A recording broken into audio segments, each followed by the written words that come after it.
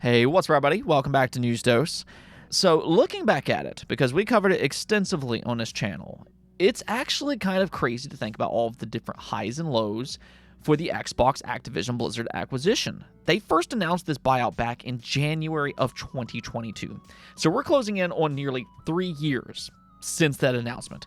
And fans have been very patient up to this point. They sat through the clown show that was regulations and all of the different ups and downs that came along with that. The countless clickbait articles that claimed it was going to fall through for this reason or that reason, the deadline delays, and, it was just one thing after another, after another, after another.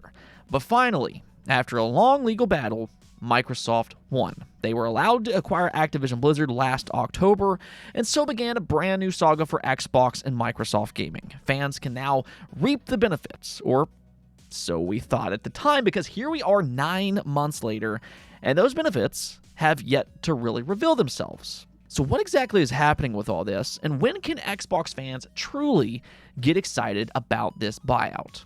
Well, today we got a corroborated report that indicates that wait is almost finally over, and we're going to get into all of that here in just a second. Now, we also got a new gameplay reveal for a brand new horror game that I certainly wasn't expecting myself, and then also a potential sequel that I'm actually very excited about if this comes to fruition.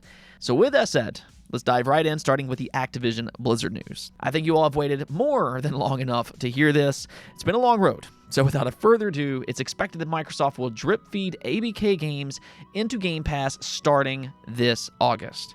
So there you go. If this turns out to be true, you won't have to wait much longer. And I do think that this is actually a smart plan by Microsoft. I'll come back to that here in just a second. But first, let's go and take a look as to where this information is coming from. This is according to both Xputer and Jez Corden, who corroborated the report.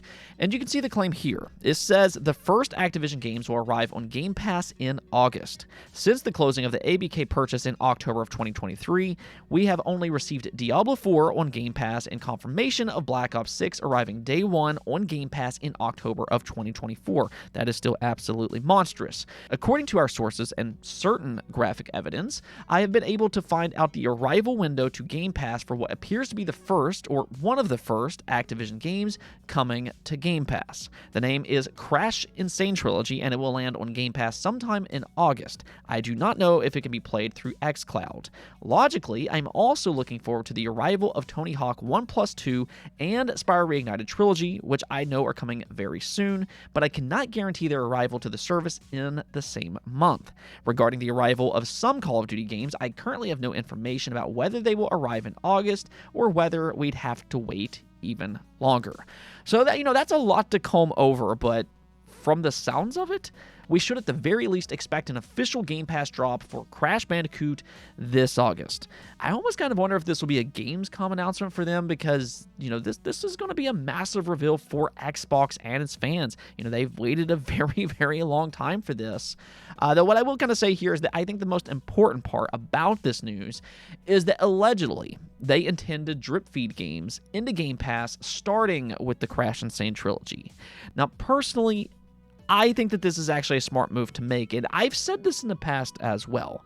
I'm sure some people would just like everything to be just unloaded all at once, but at the end of the day, Game Pass relies on new content to keep people subscribed, and this would be an enticing way for them to continuously bring something new and interesting to Game Pass on a monthly basis. Even more so here, though, is that realistically, gamers can't really play every single game all at once. So I think the benefit for gamers in this situation is that by doing it this way, they can focus on one game at a time. And Crash Bandicoot, I think that's a great way to start that initiative. This is an all-time great series of games for both adults and kids alike. If you haven't played them already, I'll say firsthand, they're amazing games, but they're also actually very challenging games as well. It's kind of crazy to think about its inclusion for Xbox Game Pass, though. I mean, first off, Crash Bandicoot is more known as a PlayStation franchise. That's how it originated. But yet here we are all these years later, and Xbox now owns it. And even more so, the realization that they will soon have Crash Bandicoot, Spyro the Dragon, Banjo-Kazooie, and Psychonauts all available in Game Pass. I mean, that is just mind-blowing to me. In kind of this strange, bizarre way, Xbox now owns some of the best 3D platformers ever made. But please, Microsoft, let's do something a little bit more with them. Don't just rely on these old games. Let's see some new entries as well. I'm just going to throw that out there. I love each one of these franchises, and I hope the introduction of Game Pass will only make them even more popular, and hopefully that will lead to more entries in the future. Coming back to Xbox Game Pass content for 2024, though, if they stick with the only one game a month from ABK, it could potentially work out something like this. They could release Crash Insane Trilogy this August. Spyro Reignited could come over in September. Diablo 4 The Vessel of Hatred, that could release in October. Then you have Call of Duty Black Ops 6 for November. And then lastly, Tony Hawk 1+2 for December. I think that would already be an amazing start if they go in that direction. Let me know what you all think about all of this, though. Are you excited to finally see these games come over to Game Pass? Because, it's been a very, very long wait. But also, is there one game specifically that you would like to see included sooner rather than later? Okay, now let's go ahead and rewind here to the 90s and 2000s. Hironobu Sakaguchi, aka the father of Final Fantasy, made some of the greatest JRPGs ever. Through this period of time, whether that be Final Fantasy, Chrono Trigger, Lost Odyssey, Blue Dragon, and so on and so forth. He's made a lot of just fantastic JRPGs. But throughout most of the 2010s, he just kind of vanished from the console market and opted to work on phone games instead. I think for us longtime fans that grew up playing his games, that really has been such a huge loss, or at least until now. As we now know, he's finally set to make his console and PC return later this year with an improved Fantasian port, which was previously an exclusive to Apple Arcade.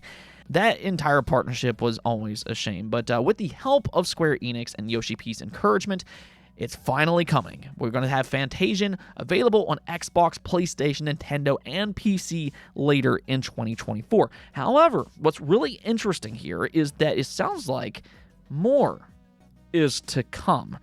Thanks to a new report by Bloomberg, it was revealed that the legendary designer is working on another project. Although Sakaguchi had once thought that Fantasian might be his final game, he now says that he is finalizing the story for a new title with Mistwalker. The company recently filed a trademark for Fantasian Dark Edge, suggesting that a sequel is in the works, although he wouldn't get into specifics.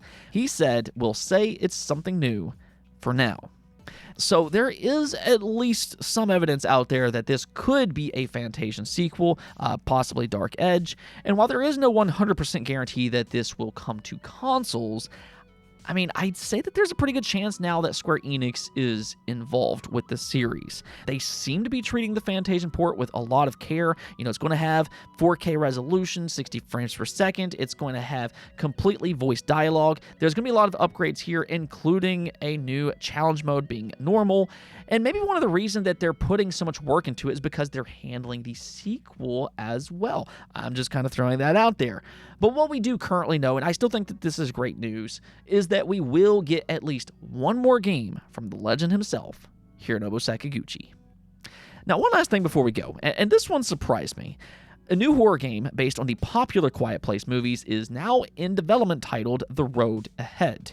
They just revealed a gameplay trailer, and while I can't say that I'm 100% sold on it just yet, I do like the concept. My wife is actually a big fan of the movies, and if you haven't watched them before, essentially how they work is that they're set in an apocalypse where these alien-like monsters now roam the world and hunt you down, but the catch here is that they can't see you. Rather, they have this hypersensitive hearing, so now everybody kind of lives in silence and fear that they'll be attacked if they make even the slightest sound. It's a perfect concept for this genre, and I think there's a lot of potential for a game as well. They showed some snippets of you sneaking around in this gameplay trailer, and I think the slow pace in how you walk and even really how you grab items could add a lot of tension to that fear factor.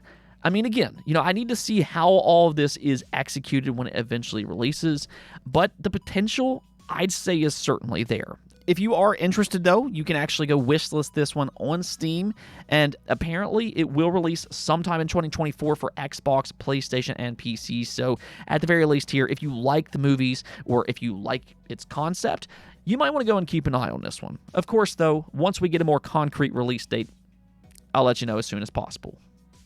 Anyways, though, that's going to be it for this episode, but as always, do hit that subscribe button if you like this type of content, and until next time, peace out.